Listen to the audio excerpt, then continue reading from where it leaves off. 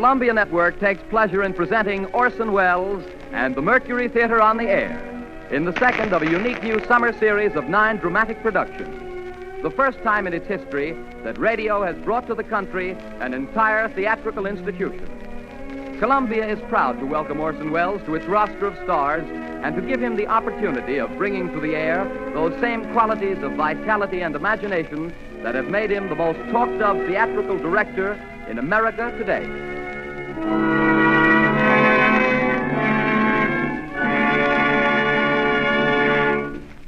Good evening. This is Orson Welles speaking. If there's anything bloodthirstier than a werewolf, it's a pirate. And the Mercury Theater is playing safe. Now, if vampires and their ilk leave you as uncannily cold as old Dracula himself, who was staked down firmly, and it is to be hoped permanently, in his own family plot last week, then there are figures to prove that you are susceptible to buried treasure. We calculate that no decent, law-abiding citizen is immune to pirates. There are cowboys and Indians, there are gangsters and G-men, but these delights are inconstant, like the short skirt. I don't care how young you are. Nothing charms, nothing ingratiates, nothing wins like a one-legged, double-barreled buccaneer with earrings, a handkerchief on his head, and a knife in his teeth. What could be more appropriate on the starboard rail of your four-masted brigantine? If you haven't a four-masted brigantine, you have Treasure Island. It's in your library because it's a great English classic, and this evening, because it's a great story, it's on your radio. That's what I mean by playing safe.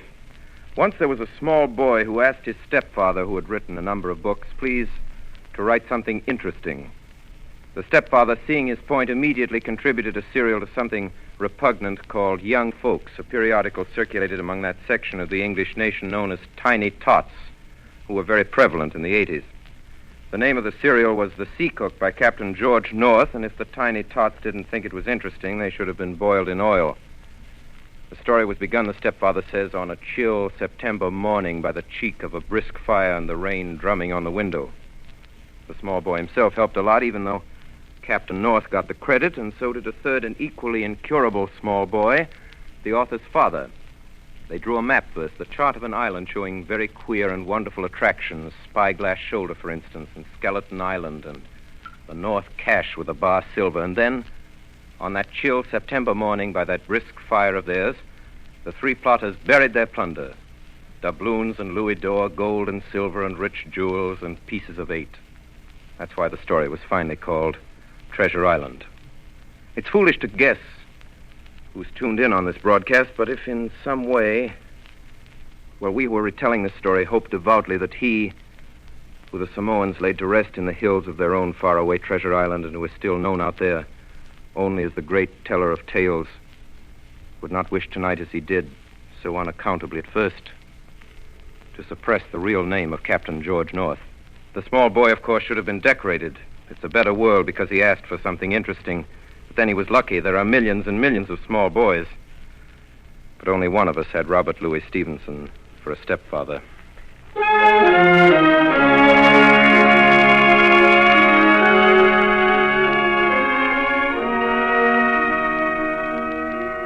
Treasure Island by Robert Louis Stevenson, with Orson Welles as Long John Silver and as Jim Hawkins, who tells the story.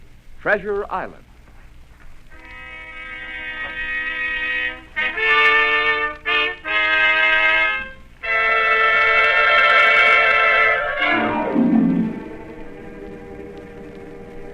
Squire Trelawney, Dr. Livesey, and the rest of the gentlemen having asked me to write down the whole particulars about Treasure Island from the beginning to the end, keeping nothing back but the bearings of the island, and that only because there is treasure not yet lifted, I take up my pen in the year of grace 1783 and go back to that time 19 years ago when my father kept the Admiral Benbow Inn and the brown old seaman with a saber cut first took up his lodging under our roof.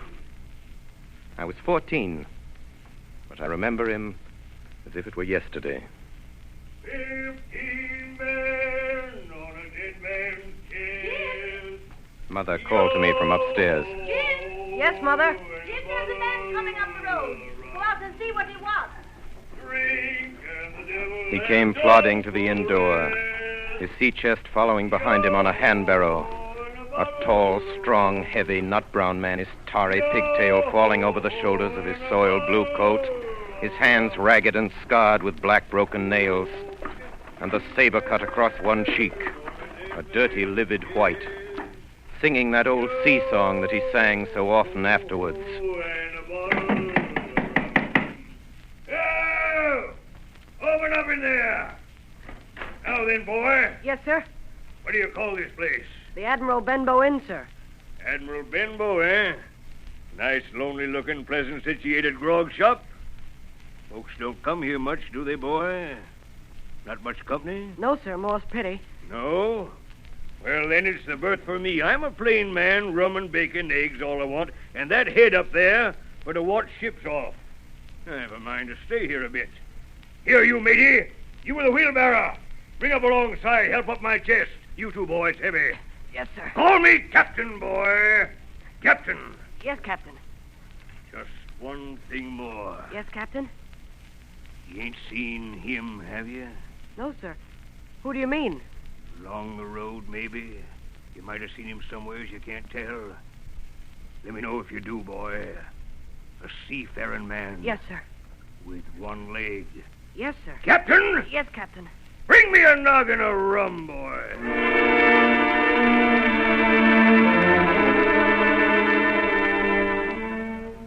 And so he came to live under our roof. We never knew his name. We called him the Captain. He was a very silent man by custom all day. He hung around the cove or upon the cliffs with a brass telescope staring out to sea. All evening he sat in a corner of the parlor next to the fire and drank rum and water, very strong. And every day when he came back from his stroll, he would ask the same question. Jim, Yes, Captain? any seafaring men go by today along the road? No, Captain. And Jim, Yes, sir. you're a good boy, Jim. You wouldn't lie to me ever, would you, Jim? No, sir. You haven't seen him, have you, Jim? Jim, there's a silver fourpenny for you on the first of every month if you'll keep your weather eye open for a seafaring man with one leg. Let me know the moment you see him, won't you, Jim? A seafaring man with one leg. How that personage haunted my dreams.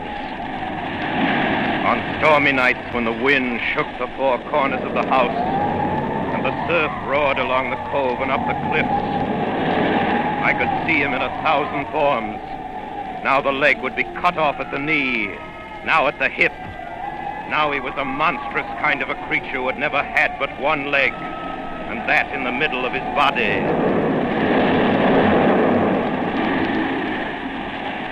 You'll keep your weather eye open, won't you, Jim? For a seafaring man with one leg. A seafaring man with one leg. Months went by. The captain bade fair to ruin us. We kept on staying week after week, month after month. And never a penny of money, Jim. Not a penny has he paid us since the day he came here. And me, a poor widow woman. Mother, why don't you ask him for some? Well, I'll tell you the truth, Jim. I'm afraid to ask him. I'm afraid of the man. Now, if your father was... In all that time, none of us ever saw him open the great sea chest that was in his room. There were nights when he took a deal more rum and water than his head could carry. Often I heard the house shaking and all the neighbors joining in for dear life. Drink and the devil has done. Quiet, amidships! Quiet! He would force them all to listen to his stories. Dreadful stories they were, about hanging and walking the plank and storms at sea and the dry Tortugas and wild deeds and places on the Spanish Main. By his own account, he must have lived his life among some of the wickedest men but God ever allowed upon the sea.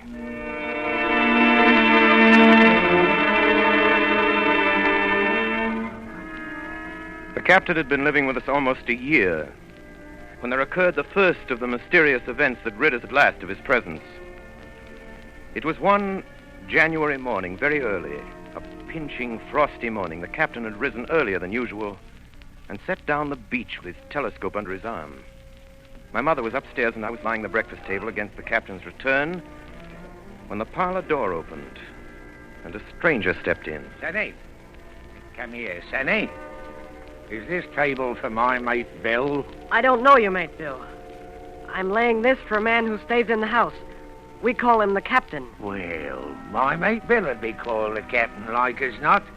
Now, we'll put it for argument like that your captain's got a cut on one cheek. And we'll put it, if you like, that cheek's the right one, eh?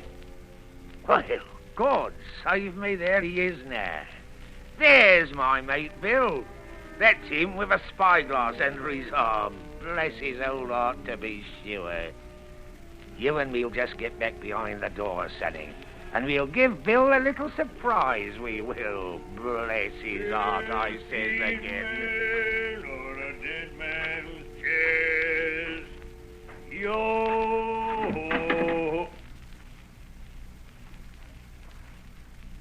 Hello, Bill. Come, Bill. You knows me. You knows an old shipmate, Bill, surely. Black dog. Black dog as ever was. Bill. We've seen a sight of times, us two. So you run me down. Here I am. We'll speak up. What is it? That's you, Bill. You're in the right of it, Billy. I'll have a glass of rum from this dear child here, what I've took such a liking to. And we'll sit down, if you please, and talk square like old shipmates. Sit down, Bill. And you, sonny, get out. Yes, sir. And none of your keyholes on me, do you hear? For a while, I could hear nothing but a low gabbing. Suddenly, the voices began to grow higher. No. And an end on it. If it comes to swinging, swing all. Say aye!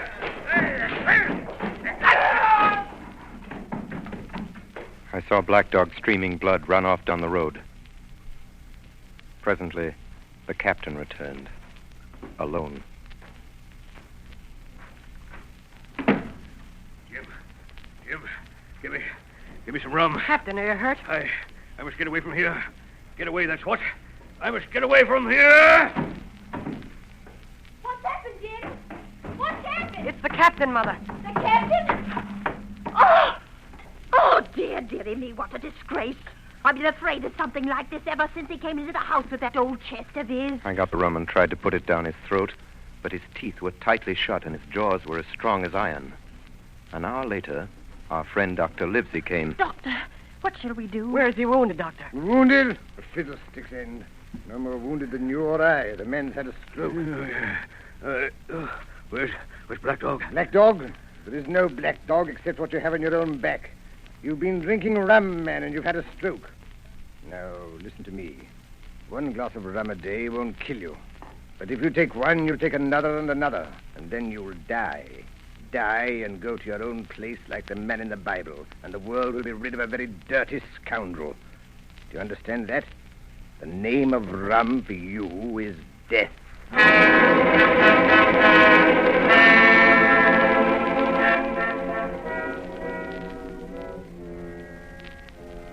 About noon the next day, I stopped at the captain's door with some medicines.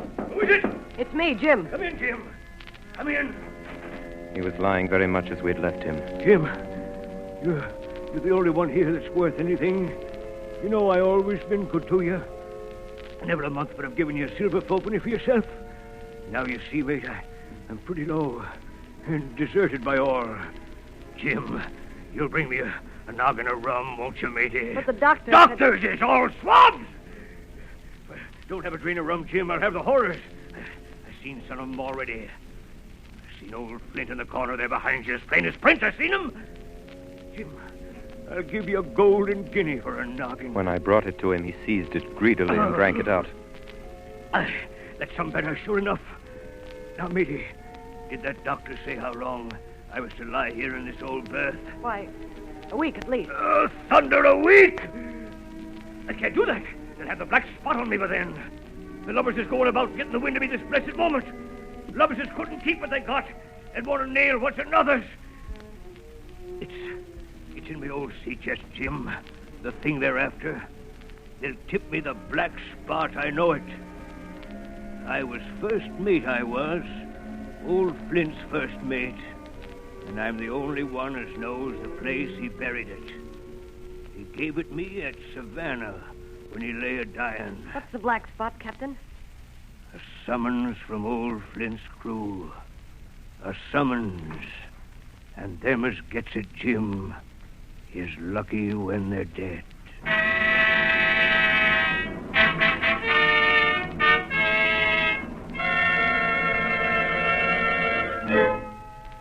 So, a week went by. And then, about 3 o'clock of a bitter, foggy, frosty afternoon, I saw someone drawing slowly near along the road. He was plainly blind, for he tapped before him with a stick, and he wore a great green shade over his eyes and nose, and he was hunched as if with age or weakness, and wore a huge old tattered sea cloak with a hood.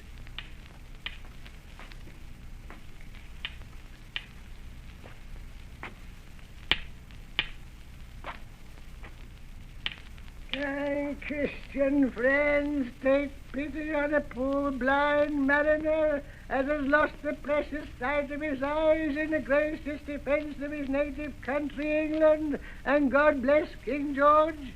Where or in what part of his country he may now be? You were at the Admiral Benbow Inn, sailor. Eh? Black Hill Cove. I hear a voice, a young voice. It's here where I miss me deadlights. Will you give me your hand, my kind young friend, and lead me in to the captain? I held out my hand, and the horrible, soft-spoken, eyeless creature gripped it in a moment like a vice. No, boy. Take me in to the captain. Sir, upon my word, I dare not. You heard me. Take me in straight. Oh! Will you take me into the captain? Yes, sir. Good. And when I'm in view, say to him, he's a friend for you, Bill Bones. If you don't, I'll twist your arm right out of your body. Do you hear? Yes, sir. Stash your passer, damn you. Now, forward march.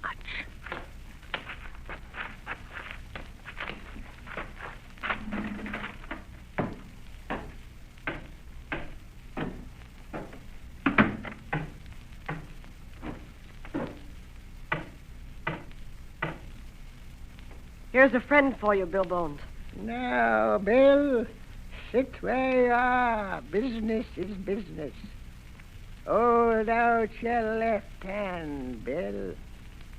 Boy, take his left hand by the wrist and bring it near to my right. Here's a little bit of paper for you, Bill Bones. Now that's done, I'll be going. Goodbye, Bill. Goodbye.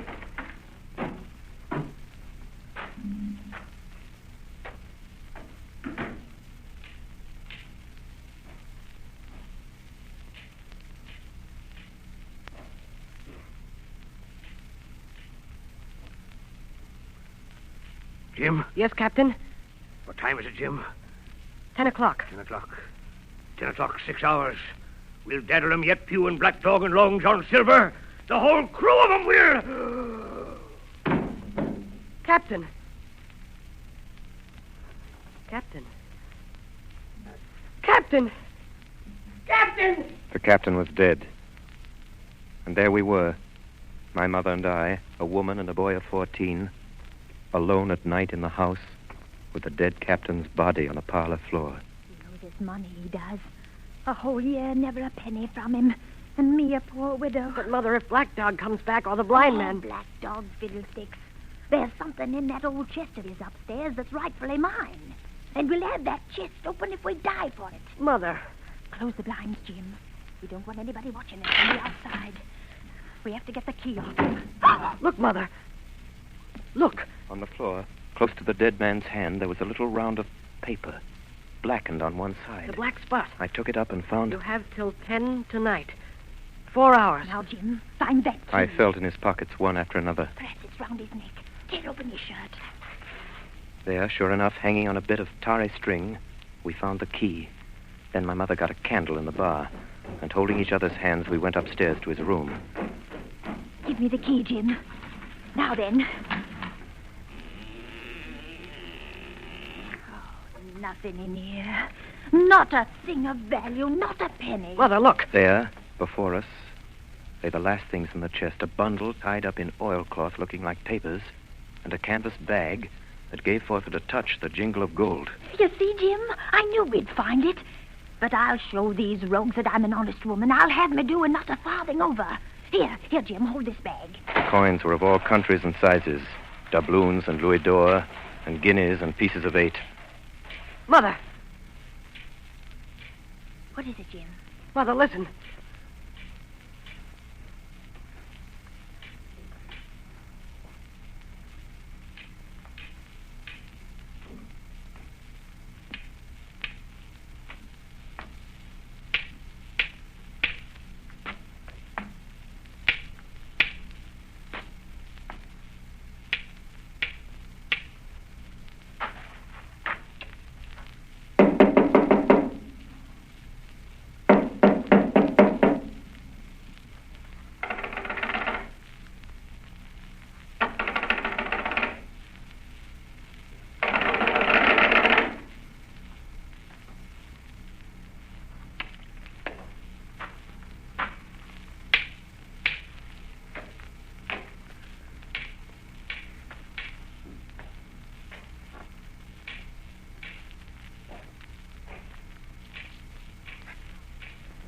Come, Mother.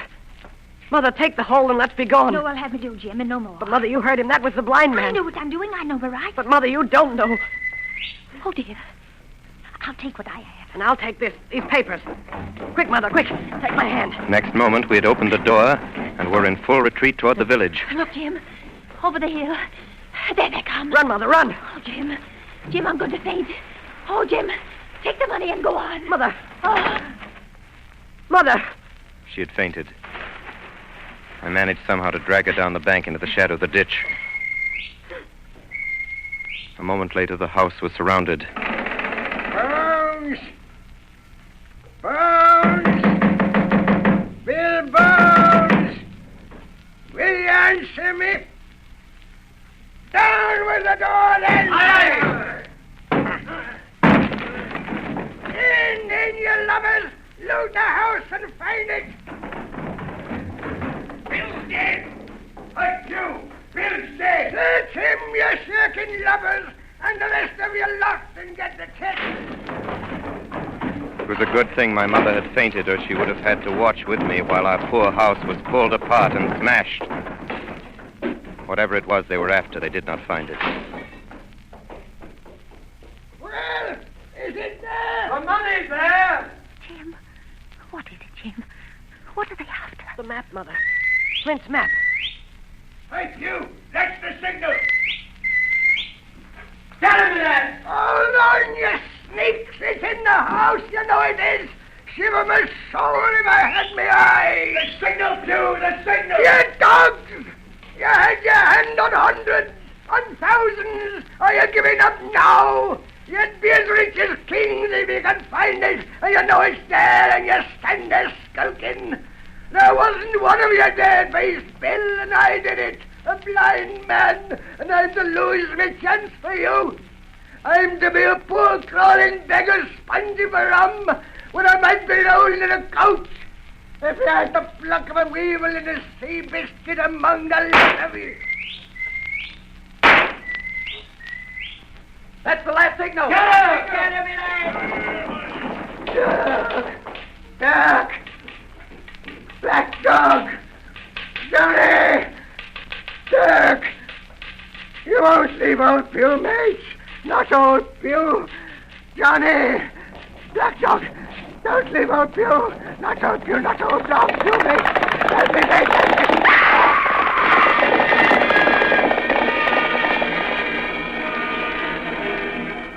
When they picked him up where he lay on the road on his side, Pew was stone dead.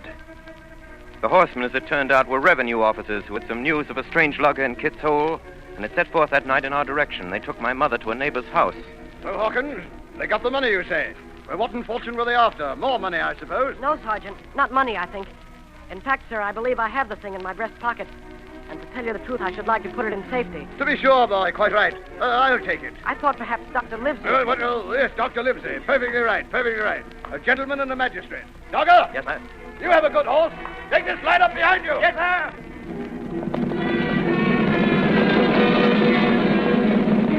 We rode hard all the way till we came to Dr. Livesey's door.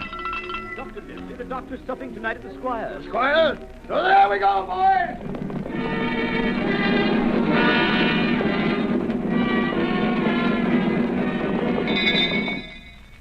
We'd arrived at the Squire's. He rose to meet us very stately and condescending. Come in, gentlemen. Good evening, Squire. Good evening, Dr. Livesey. Good evening to you, friend Jim. What good wind brings you here? Then the officer stood up straight and stiff and told his story. Sergeant, you're a very noble fellow. This lad Hawkins is the tramp, I perceive. Hawkins, ring that bell. Sergeant must have some ale. And so, Jim, you have the thing that they were after, have you? Here it is, sir. You've heard of this Captain Flint, I suppose, Squire? Heard of him? Heard of him, you say? He was the bloodthirstiest buccaneer that sailed. Blackbeard was a child to Flint. The Spaniards were so prodigiously afraid of him that I tell you, sir, I was sometimes proud he was an Englishman. What interests me is, had he money? Money! One of those villains after but money. That we shall soon know. What I want to know is this. Suppose I have here in my pocket some clue to where Flint buried his treasure. Will that treasure amount to much? Amount, sir? It will amount to this. If we have the crew you talk about, I fit out a ship in Bristol dock and take you and Hawkins here along, and I'll have that treasure if I search a year, sir. Very well. Now, if Jim is agreeable, we'll open the packet. A map of an island with latitude and longitude and writing. Tall tree, spyglass shoulder, bearing a point to the north of northeast. Skeleton Island, southeast by east, 10 feet. The bar silver is in the north cap. Lindsay, you'll give up this wicked practice at once. Tomorrow, I start for Bristol. In 3 weeks' time, 3 weeks, 2 weeks, 10 days, we'll have the best ship, sir, and the choicest crew in England. Hawkins shall come as cabin boy. You, Livesey, as ship's doctor. I am admiral. I'll go with you, Squire. So will Jim, and be a credit to the undertaking. There is only one man I'm afraid of. Who's that? Name the dog, sir. You, sir, for you cannot hold your tongue.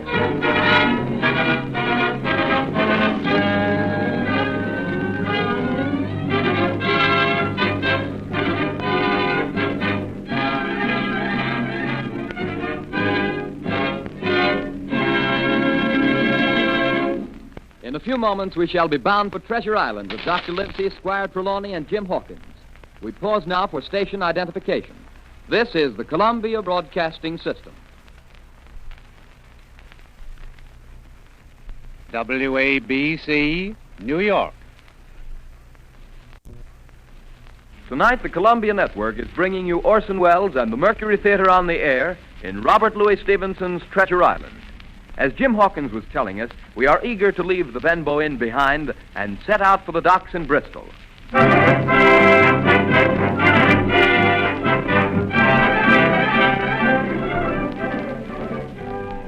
It was longer than the Squire imagined ere we were ready for the sea.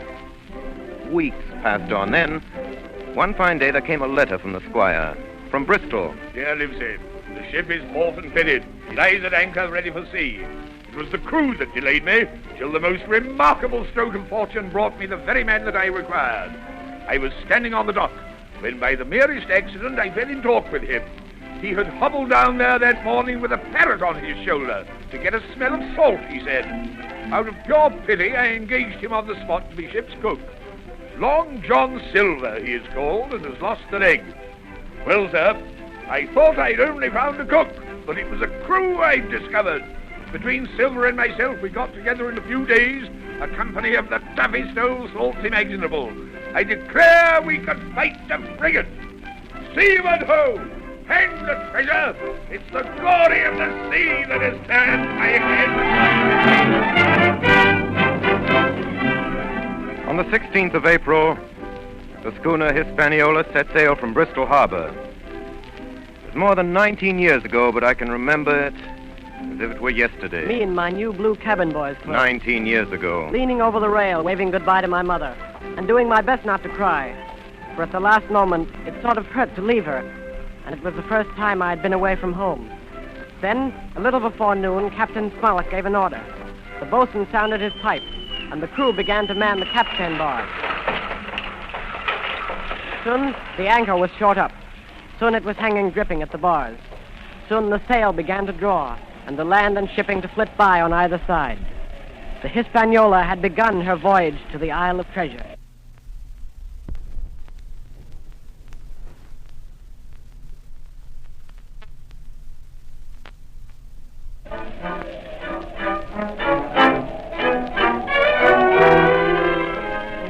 On the second day out, I made the acquaintance of our one-legged ship's cook, Long John Silver. Hey there, boy.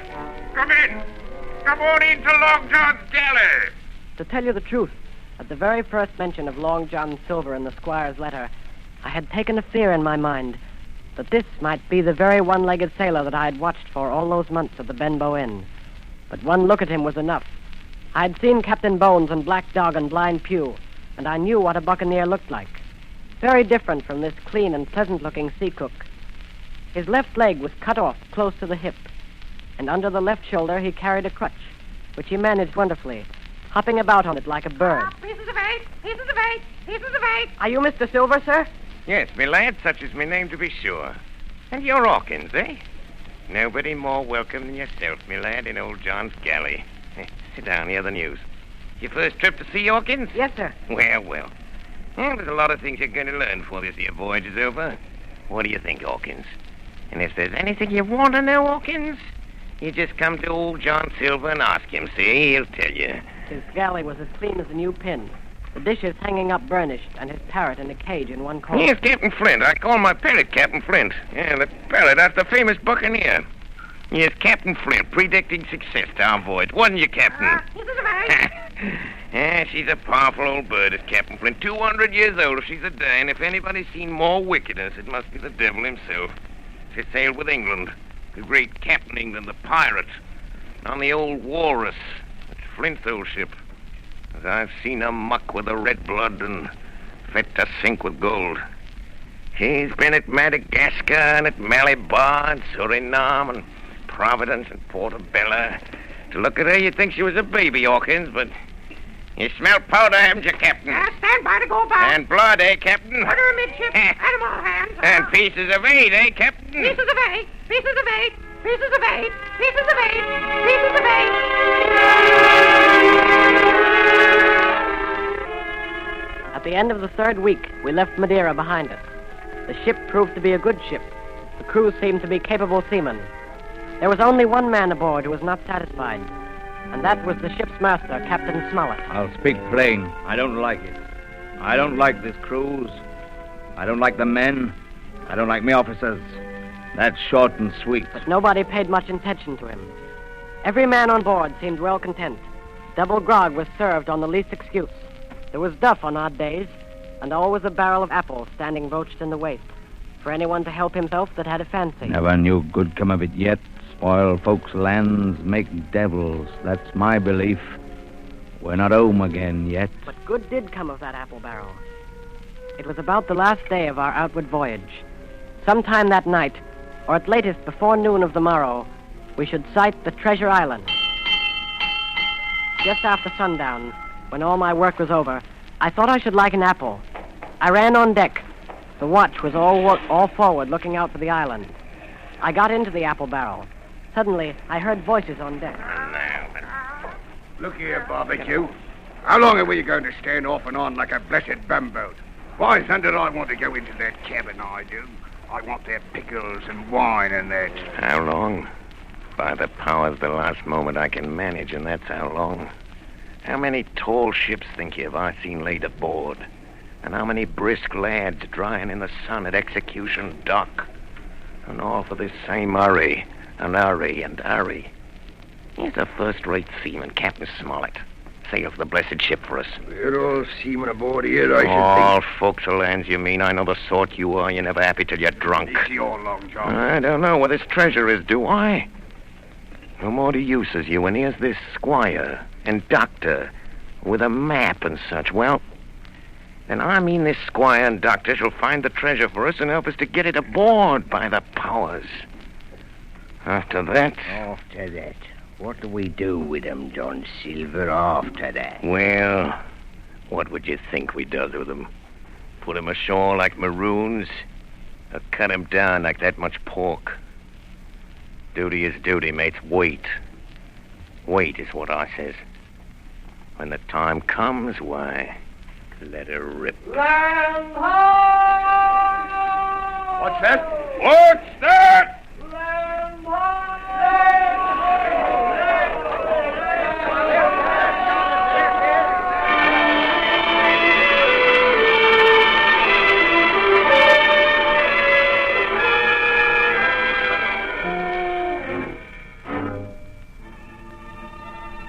Away to the southwest of us, we saw it.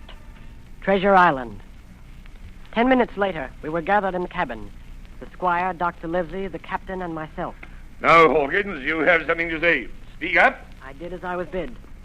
I told them the whole story of Silver's conversation. When that was done, all three, one after another, and each with a bow, drank my good health. Then the squire rose. Captain Smollett, you were right and I was wrong. I own myself an ass. I await your orders, sir. Silver is a remarkable man. Here's the way I see it. We must go on because we can't turn back. And what I propose is that we don't wait for them to surprise us, but that we come to blows at our own time and when they least expect it. There must be some faithful hands left. Well, we must find out who they are. Jim here can help us more than anyone. The men are not shy with him, and Jim is a noticing lad. Hawkins, I put prodigious faith in you.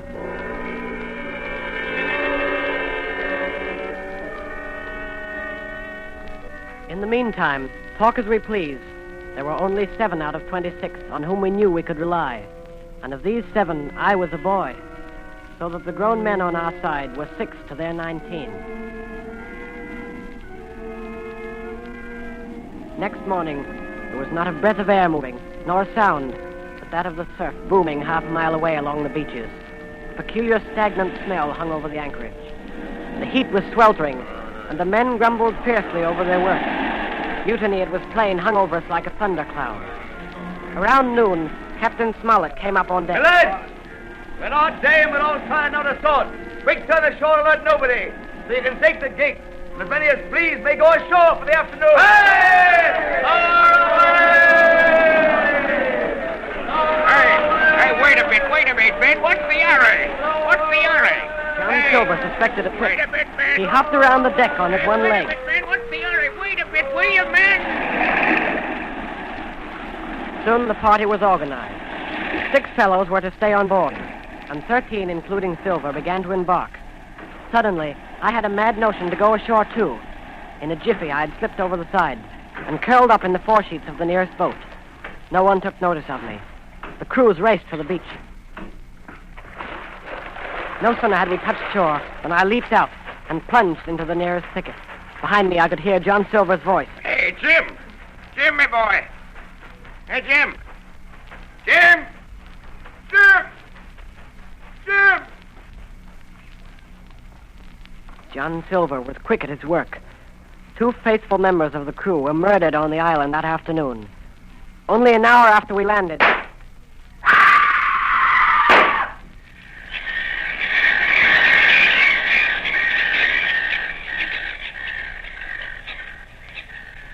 The second killing I saw with my own eyes. From where I lay hidden among the trees. Will you tell me you let yourself be led away with that kind of a mess of swabs? As sure as God sees me, I'd sooner lose me hand than turn to get me duty. Mate, it's because I think's gold dust of you. Gold dust. John Silver, you're mate of mine no more. If I die like a dog, I'll die in me duty. You've killed Alan, have you? Kill me too if you can. But I defy you. He started to walk away. Try this, then. Long John whipped the crutch out of his armpit and sent it hurtling through the air.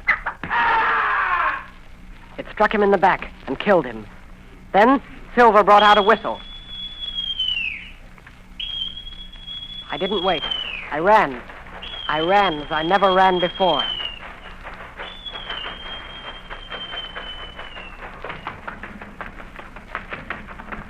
Daddy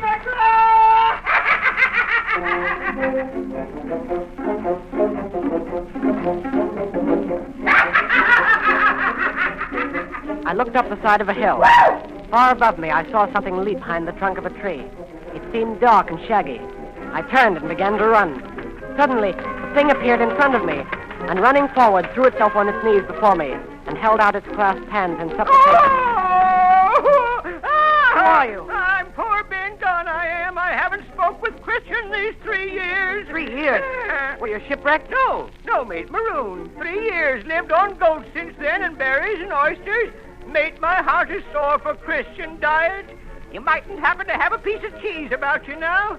No? Well, many's a night I've dreamed of cheese, toasted mostly, and woke up again, and here I was. What'd you call yourself, mate? Jim. Jim.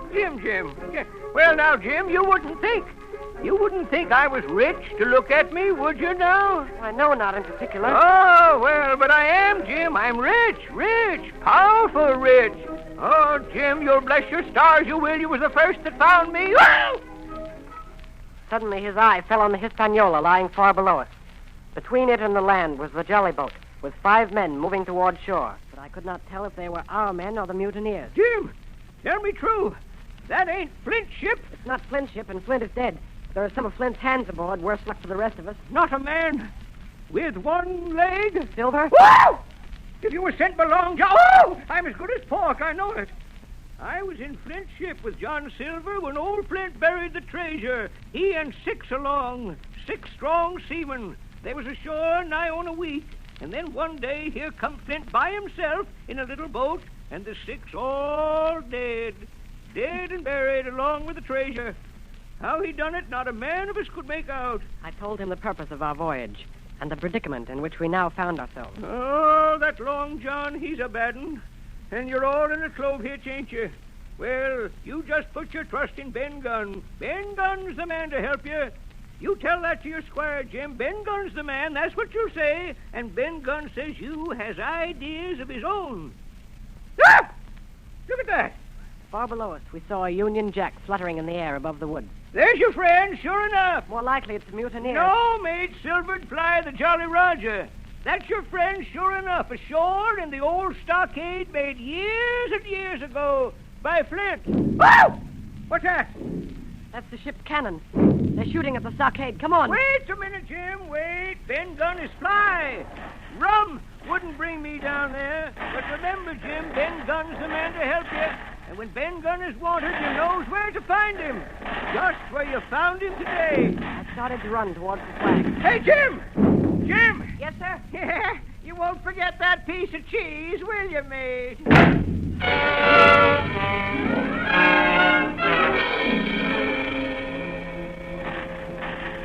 It was less than a mile to the stockade. It was heavy running through the woods. The shooting was getting louder. Suddenly before me, I saw a clearing. The smoke of muskets fired nearby. Hey there! Who goes there? Hey! Don't shoot, it's me! Who's me? Me! Jim Hawkins! It's Jim! A moment later, I was over the stockade among my friends. And soon afterwards, the firing ceased. The mutineers were saving their powder. The stockade was a good place, with a paling 6 feet high all around it. We could have held it against the regiment. And here Captain Smollett decided to stay and await our enemy's next move. I told Dr. Livesey and the squire about Ben Gunn. Hey! Flag a truce! Flag a truce! Who's that? It's Silver. Keep indoors, men. 10 to 1, this is a trick. Who goes?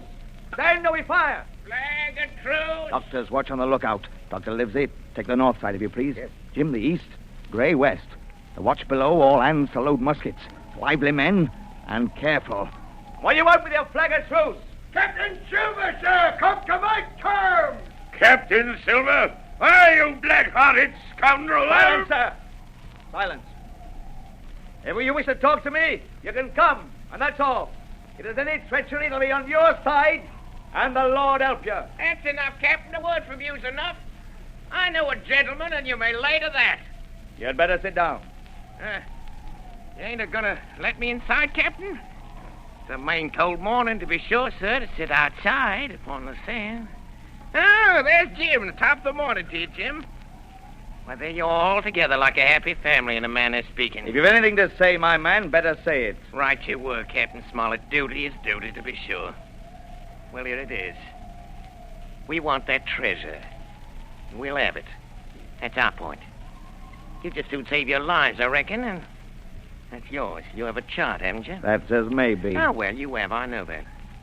What I mean is, we want your chart. You give us the chart to get the treasure by, and I'll give you my affidavit upon my word of honor to clap you somewhere safe ashore. Is that all you have to say? Every last word, by thunder. Refuse that, and you've seen the last of me but musket balls. Very good.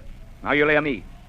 If you'll come up one by one, unarmed, I'll engage to clap you all in irons and take you home to a fair trial in England.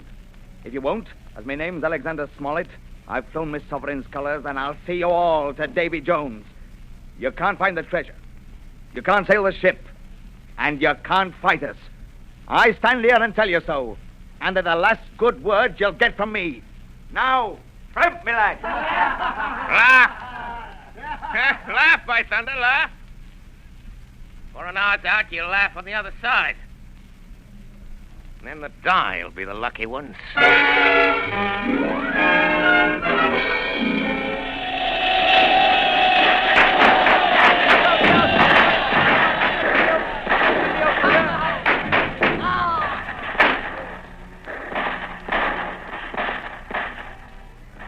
10 minutes later, nothing remained of the attacking party but the 5 who had fallen. 4 on the inside and 1 on the outside of the palisade. The mutineers did not come back that night. They had got their rations, as the captain put it. The next day was stifling hot. After dinner, Dr. Livesey sent for me. Jim, was it cheese you said Ben Gunn had a fancy for? Yes, sir, cheese. Well, Jim, just see the good that comes of being dainty in your food. You've seen my snuff box, haven't you? And you never saw me take snuff. The reason being that in my snuff box I carry a piece of Parmesan cheese. A cheese made in Italy, very nutritious. Well, that's for Ben Gunn. Oh, goodbye, my lad. Then he took up his hat and pistols, girt on his cutlass, put the chart in his pocket, and set off briskly through the trees.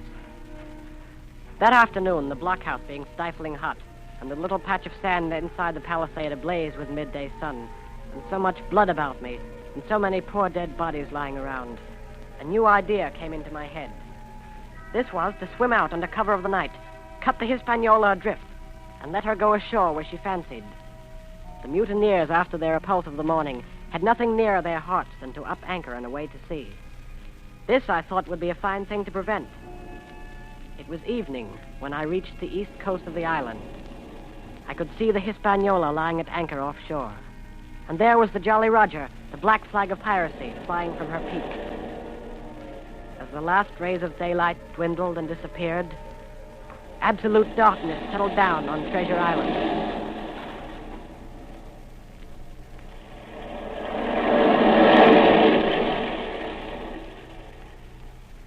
The next night, I was back on land. I was proud of myself, and with good reason. I had grounded the Hispaniola, beached her up tidily in the North Inlet with no harm done, safe from the mutineers. I had no trouble finding the stockade.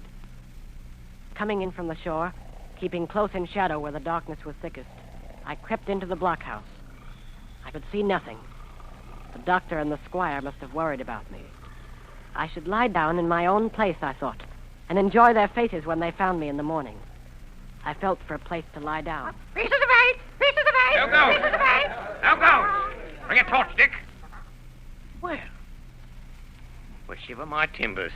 Jim Hawkins. Dropped in like, eh? Quite a pleasant surprise for poor old John.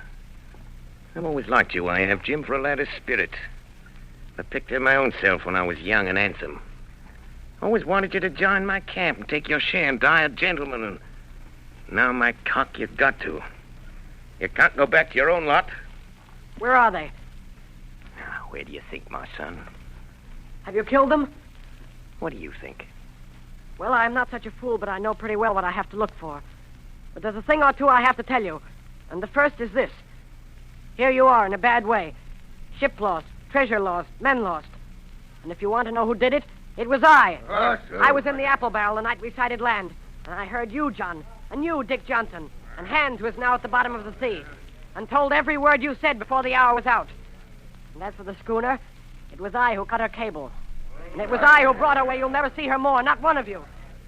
I no more fear you than I fear a fly. I'll put one to that, and here goes, you sneaking son of a scrub. So would I. Come on, sir! Who are you, Tom Morgan? Maybe you thought you was captains here, perhaps. I'm gonna kill the boy. Did any of you gentlemen want to have it out with me? Him that wants it shall get it. You won't fight, then by thunder you'll obey. You may lay to it. I like that boy now. Never seen a better boy than that. He's more a man than any pararati in this here house. What I say is this, let me see him that'll lay a hand on him, that's what I say. And you may lay to it. Seem to have a lot to say. Pipe up and let me hear it, or lay to. John, What? we got something for you, Jordan. Step up, I won't bite you.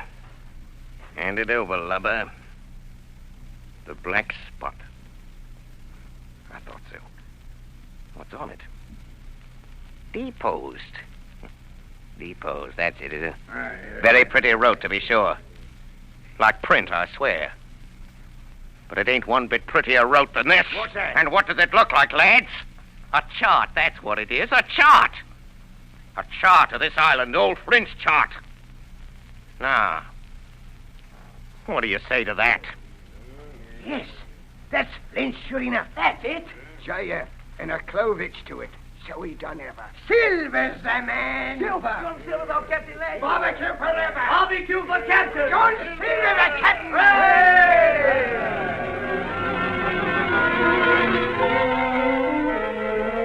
That was the end of the night's business.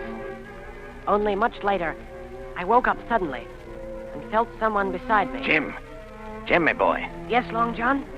I saved your life here tonight, Jim. Now, you and me stick close, Jim, back to back like in case of trouble. And talking of trouble, Jim, why did those friends of yours leave that chart behind when they cleared out of here? They did, though. I came in here this morning and found the place empty and the chart lying there on the table where I couldn't miss it. And there's something under that. Something under that. Good or bad. The next morning, we set out after the treasure. Tall tree, spyglass shoulder, bearing a point to the north or northeast. Skeleton Island, east, southeast, and by east, 10 east. Hey, over there! Come quick! At the foot of a pine, half covered with green creeper, a human skeleton lay on the ground. A skeleton, by God! It lay perfectly straight, the feet pointing in one direction, the hands raised above its head like a diver's, pointing directly in the opposite. It ain't natural. It ain't natural, but you know, lads, I've a notion in my old numbskull. Now, here's the compass. There's the tip-top point of Skeleton Island sticking out like a tooth. Just take a bearing, will you, along the line of them bones? East, southeast, and by east. I thought so. There's the pointer. Right up there's our line for the Pole Star and the Jolly Dollars. This is one of Flint's jokes, and no mistake. Him and these 6 was alone here. Alone, he killed 'em. Every man. And this one he hauled up here and laid down by the compass, yes. 6 they were, and 6 we are. And bones is what they are now. I saw him dead, old Flint. There he laid with penny pieces on his eyes. Dead, aye, sure enough he's dead. But if ever spirit walked, it'd be Flint's. Dear heart, but he died bad, did Flint. Oh, that he did. May not it were. And the windy was open, and I hear that old song of his coming out clear as hell. And the death all on man already. Listen.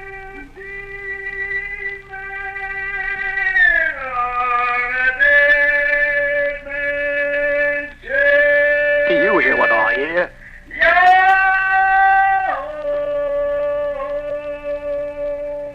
That's Flint, begad. Old Flint. Oh, Lord.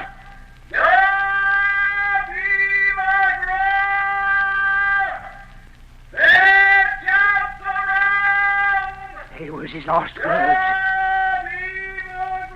Old Flint's last words about board. Oh, Lord, have mercy on us. Shipmates, shipmates! A 750,000 pound, not a quarter of a mile from here. When did a gentleman of fortune show his stand at that much dollars for a boozy old seaman with a blue mug? And him dead, too? Hey there, John. Don't you cross his spirit. Spirit? Well, maybe. You know whose voice that was? It was like a somebody else's. It was like a... By the powers! Ben Gunn! Aye? Aye. So it were. Ben Gunn it were. Why, nobody minds Ben Gunn. Dead or alive, nobody minds him.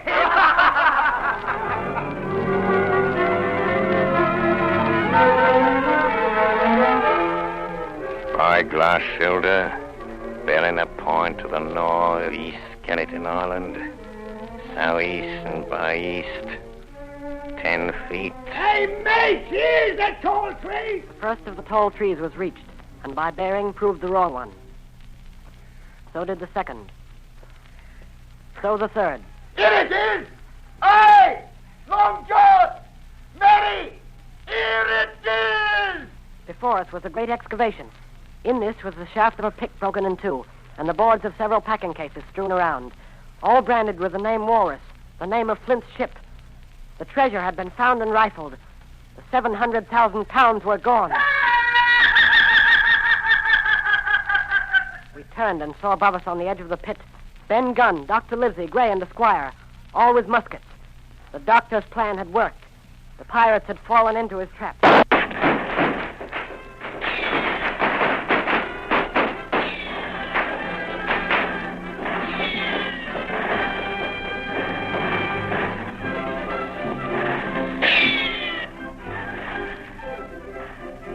John Silver, you're a prodigious villain and an impostor, sir. But you saved this boy's life, and I'll not prosecute you. But the dead men, sir, hang about your neck like millstones. Thank you kindly, sir. I dare you to thank me. It's a gross dereliction of my duty. Stand back! It took us 3 days to move the treasure from Ben Gunn's cave on board ship. On the 8th day of December, the Hispaniola reached Bristol. 5 men only of those who had sailed returned with her. Well, that was 19 years ago. All of us had an ample share of the treasure and used it, wisely or foolishly, according to our natures. Captain Smollett is now retired from the sea. As for Ben Gunn, he got 1,000 pounds, which he spent or lost in 19 days, for he was back begging on the 20th. Silver vanished on the voyage one night off the coast of Mexico, and we heard no more of him. The bar Silver and the arms still lie, for all I know, where Flint buried them. And certainly they shall lie there for all of me. Oxen and wain ropes would not bring me back again to that accursed island. The worst dreams that ever I have are when I hear the surf booming about its coast or start upright in bed, with the sharp voice of Captain Flint still ringing in my ears.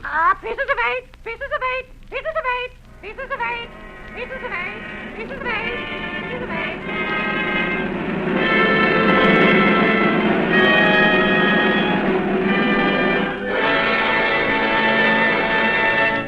You have been listening to Treasure Island, starring Orson Welles as Long John Silver in his own radio version of Stevenson's great adventure story. This is the second in a series of 9 special broadcasts presented by the Mercury Theater. And here is Orson Welles himself, writer, director, and star of these programs, to tell you about next week's production. Orson Welles. First of all, I'd like you to meet Jim Hawkins, Jr. Our leading man is 14 years old. Last season, he made a really startling contribution to the stage history of Shakespeare's plays. This was during the course of some experiments with the Mercury Theater sprinkler system. As a consequence of what must certainly have been extensive research in that field, he caused it to rain, actually to rain, and copiously to rain, where in more than 300 years it has never rained in Julius Caesar before. It rained on Brutus. It rained all over Brutus. In the Forum, I was Brutus, and I ought to know.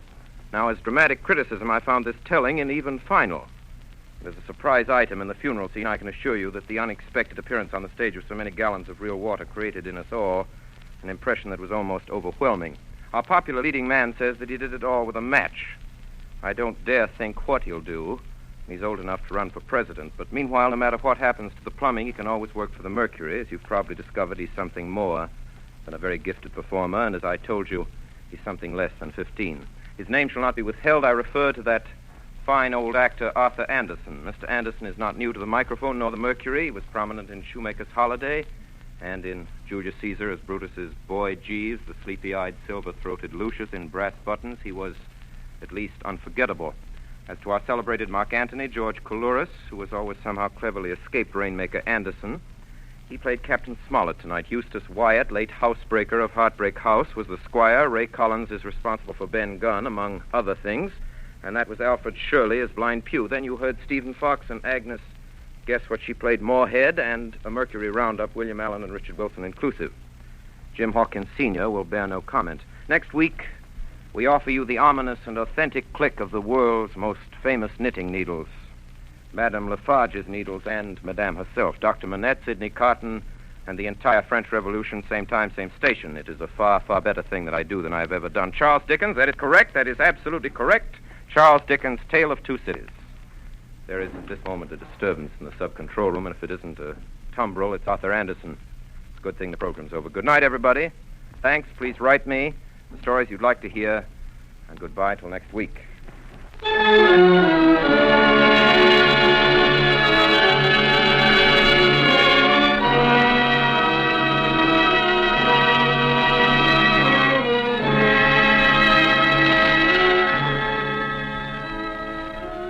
Remember, 9 o'clock Eastern Daylight Saving Time next Monday night for the Mercury Theater on the Air with The Tale of Two Cities by Charles Dickens. On tonight's production, Bernard Herrmann composed the original music and conducted, and Davidson Taylor supervised for the Columbia Network. Dan Seymour speaking. This is the Columbia Broadcasting System.